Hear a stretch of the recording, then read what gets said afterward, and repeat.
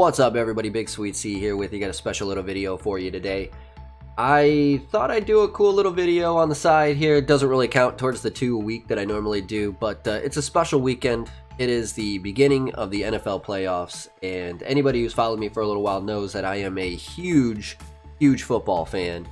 I play fantasy football like 4 or 5 leagues every year. I've been a Lions fan, unfortunately, my entire life, so the beauty of being a Lions fan is the fact that I get a lot of chance to go into the NFL playoffs without any biases, because the Lions never make it. So I thought it'd be kind of fun to go ahead and do like a March Madness style bracket pick for the NFL playoffs with that start today, Saturday the 9th, I believe is what the date is. So let's go ahead and get started. I'm gonna give you my picks. I'm gonna give you the picks throughout the whole playoff, and then my eventual Super Bowl winner. Now I probably won't update this throughout the playoffs as we go along. I know there's only 1 game a week for each team, but this is kind of just my prediction for the whole kit and caboodle. So let's head to the board. The first game on the docket is the Indianapolis Colts at the Buffalo Bills.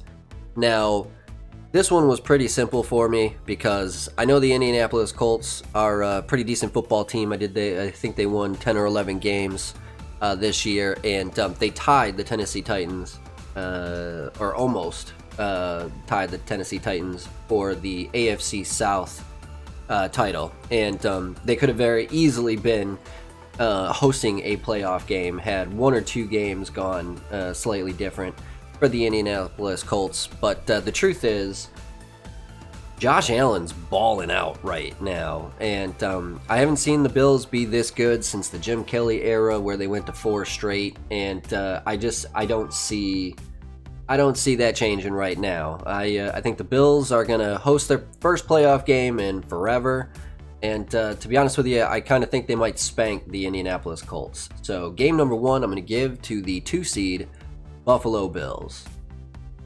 The second game on the docket is the Los Angeles Rams at the Seattle Seahawks. I really like the Rams. I love their defense. I like the scheme. I like Sean McVay, their head coach. Trouble is, they've had a little bit of problem at the quarterback position right now, and the Seahawks look like they've actually finally turned it around after a horrendous start to the season. So I'm going to chalk this one up to the Seattle Seahawks winning this one at home against their division rival Rams. I actually think this will be a closer game than a lot of people seem to think it will be, but I'm still going to give the slight edge to the Seattle Seahawks. Game number 3 of the first day of the playoff, we've got the Tampa Bay Buccaneers at the Washington Football Team. Another easy no-brainer here. The Washington Football Team, no team from the NFC East deserves to be in the playoffs this year. I think Washington had 7 wins. I know it's happened before. I know a couple of 7-9 teams have won in the past. I think the New Orleans Saints or the Seattle Seahawks were playing the Saints. I know that's happened. But the NFC East hasn't looked good against anybody other than the other NFC East teams.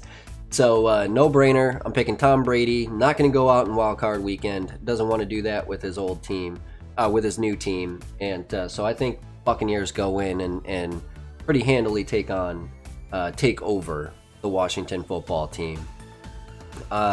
Tomorrow, the second day of the week, that's when we start with the other 3 matchups of the weekend. The Wild Card Weekend begins with Baltimore Ravens at the Tennessee Titans. This one, I think, could go either way. Both teams are very similar in structure. Power run football, play solid defense. While I give the Ravens defense a slight edge over the Tennessee Titans defense, being at home, I think gives the Titans the edge in this one. I'm going to call it a close game, but I'm going to say the Tennessee Titans edge this one out. They've won the last 2 against the Baltimore Ravens. I don't see this third game being any different. The second game on the Sunday ticket is the Chicago Bears at the New Orleans Saints. Again, the Chicago Bears probably don't deserve to be here. I know I know it's two different conferences, but in the AFC you had the 10-win Miami Dolphins sitting at home watching this 8-8 junk show called the Chicago Bears. While the Bears offense has been playing a lot better than they have been in recent weeks, I haven't seen enough out of them to really say that they're actually worth a playoff spot. They got spanked by the Green Bay Packers in Week 17, and before that, I can't think of a playoff team that they beat in their little 3 or 4 game span where they won 3 or 4 or 5, something to that effect. I don't see the Saints going down easily in the Metrodome in Louisiana. I don't see Drew Brees, after the, we'll say, lackluster season that he's had, is not going to want to go out with a home loss in the playoffs. I think the Saints, behind the running game of Alvin Kamara and Latavius Murray, host the Bears and punish the Bears. Brings us to the final game of Week 1, Wild Card Weekend, the Cleveland Browns at the Pittsburgh Steelers. This game, I think, is actually going to be the best game of the weekend. I think it could be the Baltimore Ravens at Tennessee Titans, maybe the closest game. I think this one's probably going to be the most exciting. I think, and this is going to be a long shot, I think the Cleveland Browns are going to go into Pittsburgh and win again. They beat them in Week 17. Now, I know Pittsburgh was playing Mason Rudolph and not Ben Roethlisberger, but the truth is, James Conner hasn't been very good, and the Steelers haven't been able to get a run game. In the playoffs, you cannot rely on a pass-heavy attack to win every game. And I think with the Cleveland Browns run game, which could arguably be the best run game in the league, Nick Chubb and Kareem Hunt, I think the Browns slow the tempo down. They play adequate enough defense. I don't think Ben Roethlisberger is nearly as good as he has been in the past. I know he had a couple of really good games. He's got 3 phenomenal receivers: Juju Smith-Schuster, Chase Claypool, Deontay Johnson. This really could go either way. Being in Pittsburgh, you would think I would give the slight edge to the Steelers, but the fact is, I think a touchdown difference in Vegas odds is mind-blowingly horrendous. If I'm a betting man, I'm picking the Browns +6. I don't think it's even close to a 6-point victory, even if the Steelers win.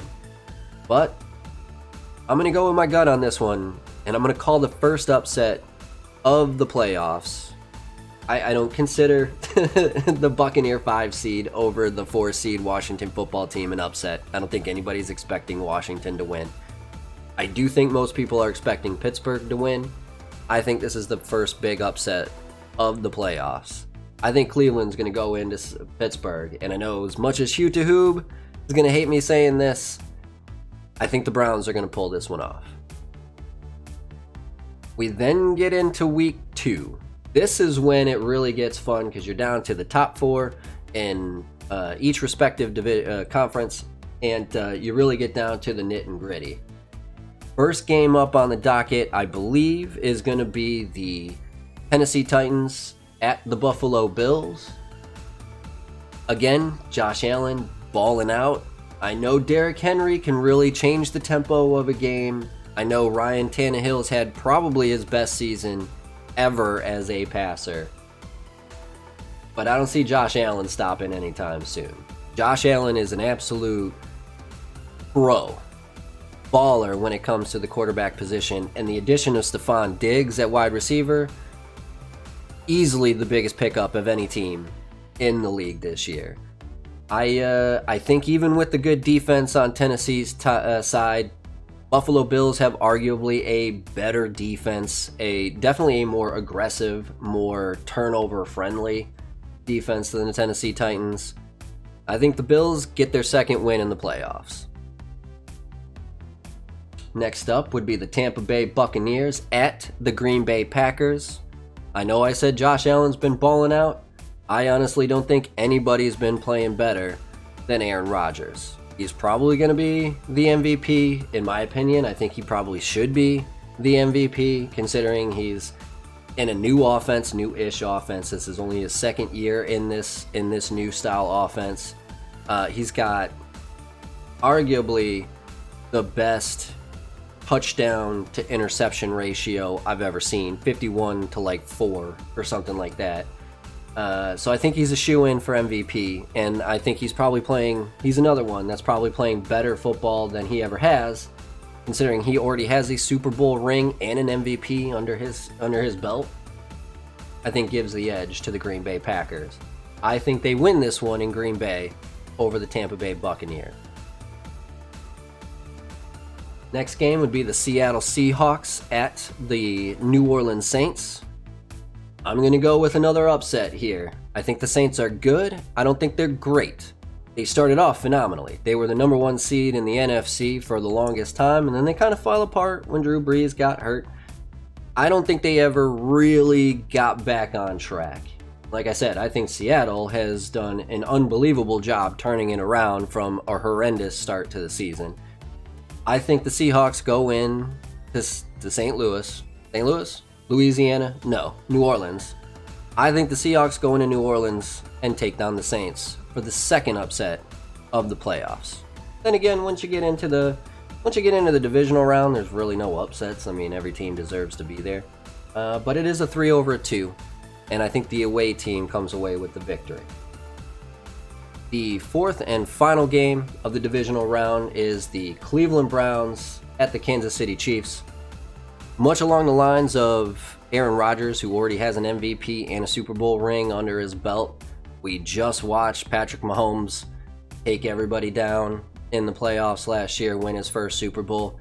Already won an MVP the year before that. Kind of got the same situation here. You got an unstoppable offense, a mediocre defense that feasts off the fact that teams have to play catch up from behind all the time.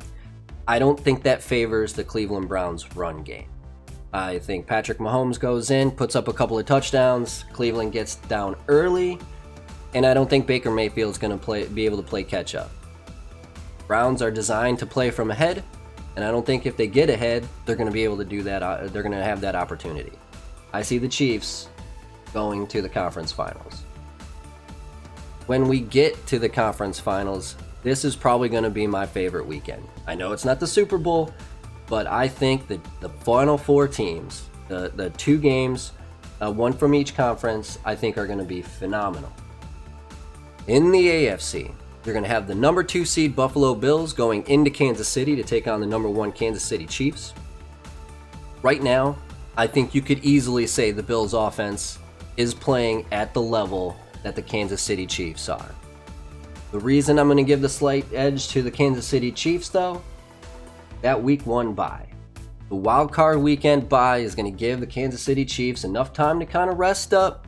Then they're also going to get I don't want to say it's a cakewalk. I don't think Cleveland's going to be a cakewalk, to say the least. But I do think if the Browns make it past the Steelers and Kansas City gets to play Cleveland instead of Tennessee, I think it gives them an easier divisional round game than the Bills are going to have against the Tennessee Titans. Because of that, I think it gives the slight edge to the Kansas City Chiefs, and they're going to represent the AFC in this year's Super Bowl. On the NFC side, Seahawks are going to go into Green Bay, but again, I don't think anybody's playing better than Aaron Rodgers right now. I got to give it to the Green Bay Packers. Their offense is unbelievable. Not just Aaron Rodgers, but you also have Devontae Adams, who I don't think the Seahawks have anybody in the secondary who can cover. They've got Aaron Jones in the backfield, who you can stack the line against him, take him out of the equation, you're going to give 3 touchdowns up to Devontae Adams. You decide to throw another safety into the background, Aaron Jones is going to run for 200 yards and 5 touchdowns. I don't see the Seahawks defense being able to contain the Green Bay Packers offense.